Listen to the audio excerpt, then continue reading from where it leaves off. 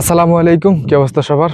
যারা আমার আগের একটা ভিডিও দেখে উল্টাপাল্টা কমেন্ট করছেন, বলছেন আমার গাড়ির ফুয়েল ট্যাঙ্কি নাকি ছোট, 160 এর তেল আসতো না, তাদেরকে আমি আগে এক নজর আমার গাড়িটা দেখাই। ওকে, দেখুন গাড়িটাকে ভালো করে দেখুন।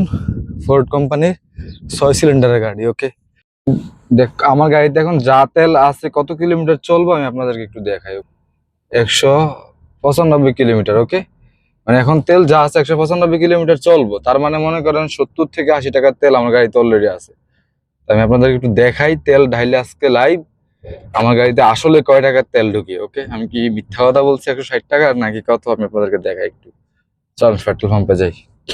সেই পেট্রোল পাম্পে দেখি আজকে আপনাদেরকে আমি লাইভ দেখাবো কয় টাকার গাড়িতে তেল ভরি। ওকে, সিরিয়ালে দাঁড়াইছি, একটু অপেক্ষা করেন।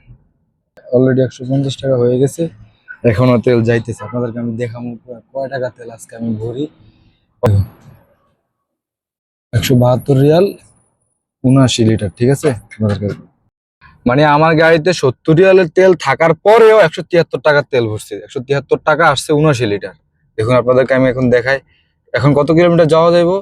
775 কিলোমিটার। ওকে, মানে মানে পুরো ফুল ট্যাঙ্কি করাতে এখন 775 কিলোমিটার যাওয়া যাবে। তো যারা উল্টাপাল্টা কমেন্ট করছেন ভিডিওটা তাদের জন্য। ওকে।